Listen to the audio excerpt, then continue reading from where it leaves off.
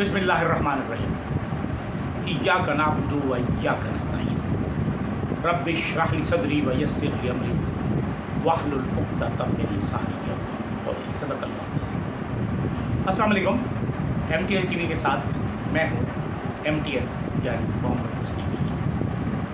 ایک بات کا پر غور کرنا ضروری ہے اور آپ نے خیال کرنا ہے کہ فائر وال کی وجہ سے بہت سے مسائل ہو رہے ہیں، تو اس کا توڑ یہ ہے کہ جب آپ ہمارا پروگرام سننے کے بعد اسے لائک کریں، لائک کرنے کے بعد اس میں اگر کمنٹس دینے ہیں آپ نے تو آپ پروگرام کے اندر کمنٹس دیں، اور کسی اور چینل پر، ویب سائٹ گروپ پر، کسی اور پر اسے فارورڈ بھی کریں تاکہ ہماری بات زیادہ سے زیادہ لوگوں تک پہنچ سکے۔ گزشتہ روز 14 اگست تھی۔ ہم 14 اگست کو یوم آزادی مناتے ہیں، آج 15 اگست ہے۔ حقیقی طور پر تو ہمارا یوم آزادی 15 اگست ہی بنتا ہے، اور ہم نے کیا بھی، جیسے کل میں نے گزارش کی تھی کہ 15 اگست جمعے کا روز تھا اور 27 رمضان مبارک 15 اگست تھی، 14 اگست کو 26 رمضان مبارک تھی اور جمعرات کا دن تھا۔ تو اس پر آج مجھے ایک آرٹیکل ملا ہے، اور یہ آرٹیکل 15 اگست 1947 کی پاکستان ٹائمز میں چلا۔ وہ ہے ریڈیو پاکستان، یا اس وقت پاکستان براڈ کاسٹنگ سروس کہلاتی تھی، اس کی افتتاحی تقریب تھی، اور اس موقع پر جو قائد اعظم کا پیغام نشر ہوا، ریکارڈڈ پیغام تھا۔ ظاہر قائد اعظم تو اس وقت کراچی میں تھے، اور پاکستان کے جو 3 اسٹیشنز تھے ریڈیو پاکستان کے حوالے سے، وہ لاہور، پشاور اور ڈھاکہ تھے، لہذا کراچی سے ان کا پروگرام ریکارڈ ہوا، اور وہ کراچی سے ریکارڈ ہوا، لاہور چلا گیا، اور لاہور سے پھر پشاور اور ڈھاکہ سے ایک ساتھ نشر ہوا۔ یہ دن میں نشر ہوا تھا۔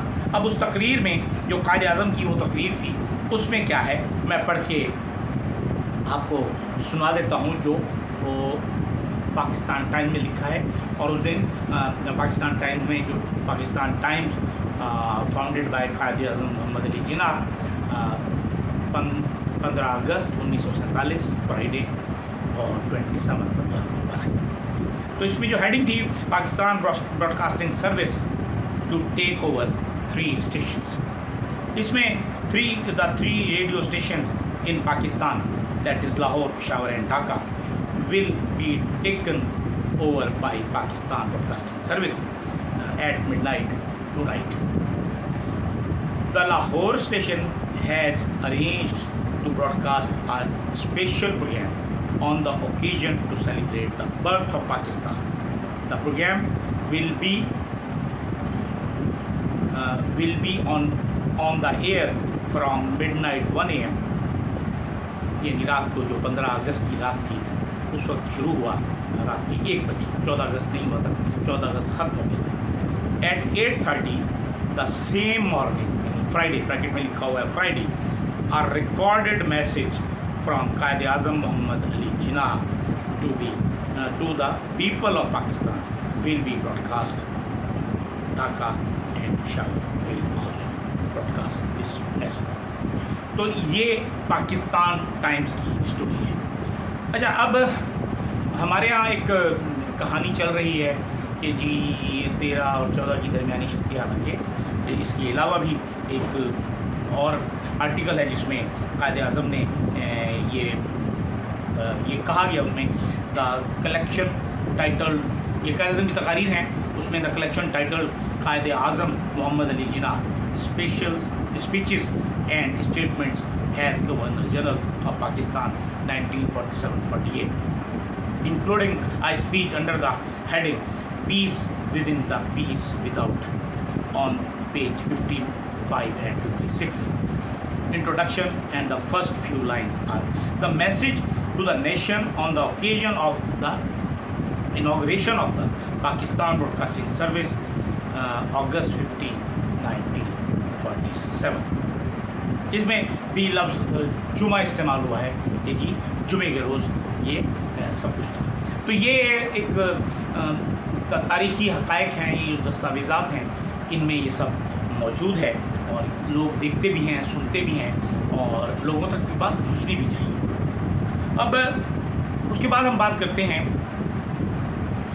ہمارے یہاں ایک جنرل فیض حمید گرفتار ہوئے، ان کے بارے میں بہت سی کہانیاں چل رہی ہیں۔ اس کے بعد 3 اور ریٹائرڈ افسران، بریگیڈیئرس اور کرنل، 2 بریگیڈیئر اور 1 کرنل، اور کہیں کہیں خبریں آ رہی ہیں کہ شاید کوئی جنرل بھی ہے، میجر جنرل کو اسے ان کو گرفتار کیا گیا ہے اور وہ بھی کسی کیس میں شامل، اور کہنے والے تو کہہ رہے ہیں کہ انہیں پھانسی لگ جائے گی۔ مثلا فیصل باؤڈا صاحب جو چیف آف آرمی اسٹاف سے بھی بڑے افسر ہیں، وہ تو جہاں بیٹھتے ہیں وہ جو کچھ آتا ہے وہ منہ سے نکالتے ہیں، لیکن جنرل فیض حمید جو ہیں، جہاں تک میرا تجزیہ ہے، وہ انتہائی ڈرپوک انسان، بزدل آدمی ہیں اور وہ بن جائیں گے سچے یا جھوٹے گواہ بن جائیں گے، وعدہ ماف گواہ بنیں گے۔ اور اس کے بعد کہ کوشش تو اگر وہ سچ پر رہے، سچ پر قائم رہے اور انہوں نے ثابت کیا کہ وہ سچے ہیں، تو پھر جنرل باجوہ اور ایک بہت بڑی ٹیم اس میں پھنسے گی اور ان تمام لوگوں کو قانون کے دائرے میں آنا پڑے گا۔ لیکن دوسری طرف یہ بھی پوری کوشش کی جا رہی ہے کہ عمران خان کو اس میں پھنسایا جائے کسی بھی طریقے سے، جیسے ڈپٹی سپرنٹینڈنٹ جیل جو تھے انہیں گرفتار کیا گیا ہے اڈیالہ جیل کے، اور ان پر الزام ہے کہ انہوں نے فیسیلیٹیٹ کیا ہے عمران خان کو جو ان کے اختیارات سے تجاوز کرتے ہیں۔ اب ان کے اختیارات کیا تھے؟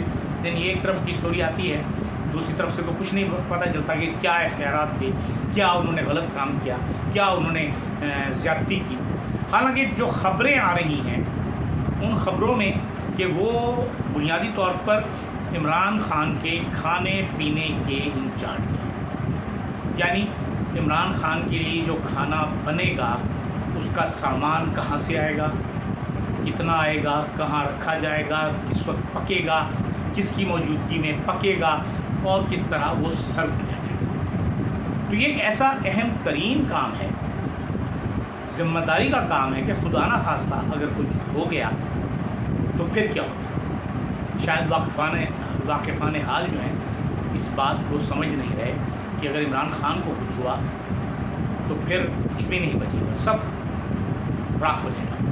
اور یہ جو بڑے بڑے فن خان ہیں کہتے ہیں کہ ہم پاکستان کی حفاظت کر لیں گے اور پاکستان کو یہ کر لیں گے اور پاکستان کو وہ کر لیں گے، وہ دم دبا کر کونوں گزروں میں چھپ رہے ہوں گے، کیونکہ ایک چیز طے ہے کہ جب عوام بکھر جائے تو پھر دنیا کی کوئی طاقت اس کا مقابلہ نہیں کر سکتی۔ اور اس کی مثالیں پچھلے 2 سال میں 3 سال میں ہم نے دیکھی، آج چند سال پہلے ہم نے ترکی میں دیکھی، پھر ہم نے سری لنکا میں دیکھی اور بالکل حال ہی میں ہم نے بنگلہ دیش میں دیکھی۔ اللہ نہ کرے ہمارے ملک میں ایسے حالات ہوں کہ جو ہمارے لوگ ہیں، سمجھدار عقلمند لوگ، وہ عقل مندی کا ثبوت دیں اور اپنے آپ کو اس مشکل وقت میں نہ ڈالیں، اپنے ملک کو نہ ڈالیں اور اپنی عوام کو نہ ڈالیں۔ آج یہیں جو بہت سی باتیں کرنے کی ہوتی ہیں، لیکن وقت ہم چونکہ لمیٹڈ ہوتا ہے، ہم اس لمیٹڈ وقت کے